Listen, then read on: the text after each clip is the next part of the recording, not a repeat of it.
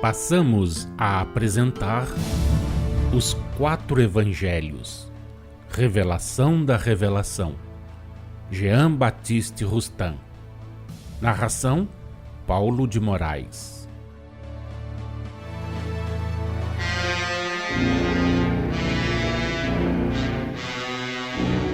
Na conclusão do versículo 12 do capítulo 19 do Evangelho de Jesus segundo Mateus, o Mestre diz: quem pode aceitar isso, aceite-o. Jesus assim se exprimiu porque, de um lado, não deviam suas palavras ser tomadas unicamente no sentido próprio, mas também num sentido figurado. Sentido este em que poderiam ser bem ou mal compreendidas. De outro lado, ele não queria que, desenvolvendo o seu pensamento, seu discurso tomasse uma forma precisa. Os tempos, os preconceitos, os costumes e o estado das inteligências da época exigiam que aquelas palavras fossem veladas, a fim de que pudessem, repetímo-lo, servir ao presente e preparar o futuro. Tudo, até mesmo os abusos que se deram e que hoje vos assinalamos, tem a sua razão de ser no encadeamento dos sucessos humanos, das interpretações humanas como condição e meio do progresso moral e intelectual. Nem todos compreenderam as palavras do Mestre.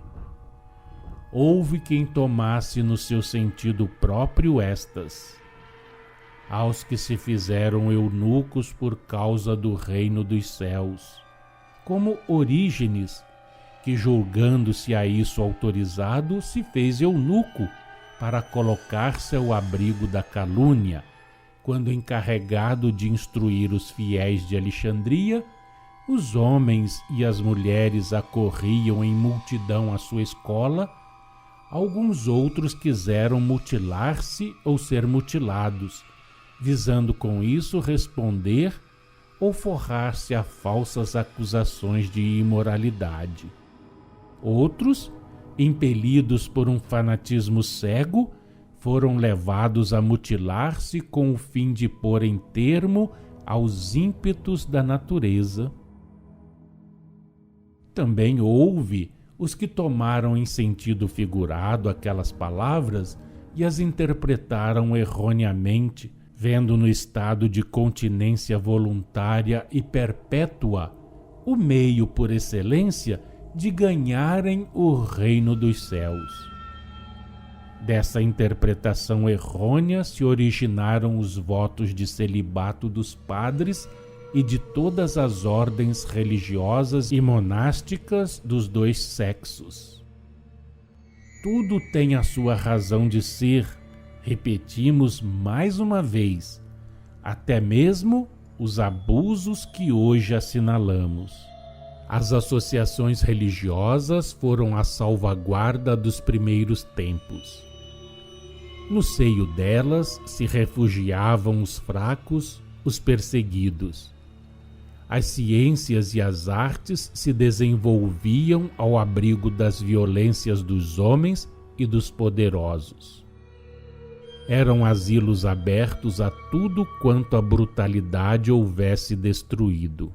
Desde, porém, que foram desaparecendo as causas que as fizeram surgir, elas deveram ter sido modificadas.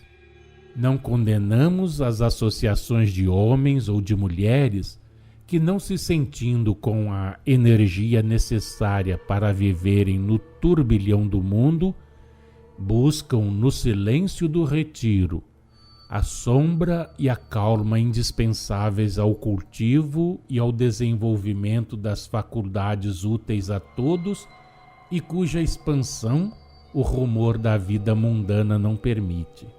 Mas preciso é que essas comunidades se constituam pela comunidade de sentimentos, de gostos, de desinteresse, de generosidade, que sejam estufas onde as plantas delicadas encontrem a temperatura propícia a se desenvolverem, de modo a poderem espalhar pelo mundo os frutos maduros e saborosos que produzam no meio favorável.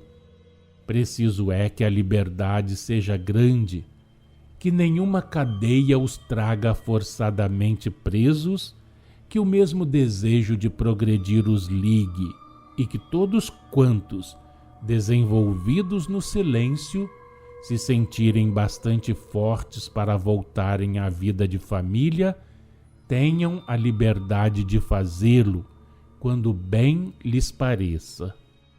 Queremos a liberdade de espírito e de ação, sempre usada em proveito de todos e posta ao serviço do progresso de todos.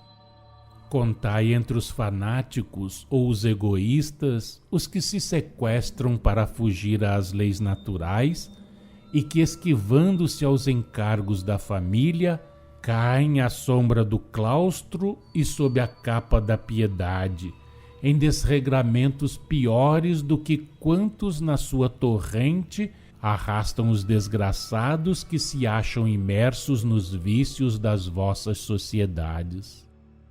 Dizemos piores porque esses tais não têm escusa admissível, uma vez que na maioria dos casos a preguiça, o egoísmo ou outro qualquer sentimento pessoal são o que os impele a semelhante gênero de vida, improdutivo para si próprios e para todos. Membros inúteis da grande família humana, ramos mortos que prejudicam a saúde da árvore, secando a seiva dos galhos vivos que os cercam, eles não trabalham para o reino dos céus. E o sacrifício a que se votam, infrutífero para todos, se lhes torna uma causa de condenação.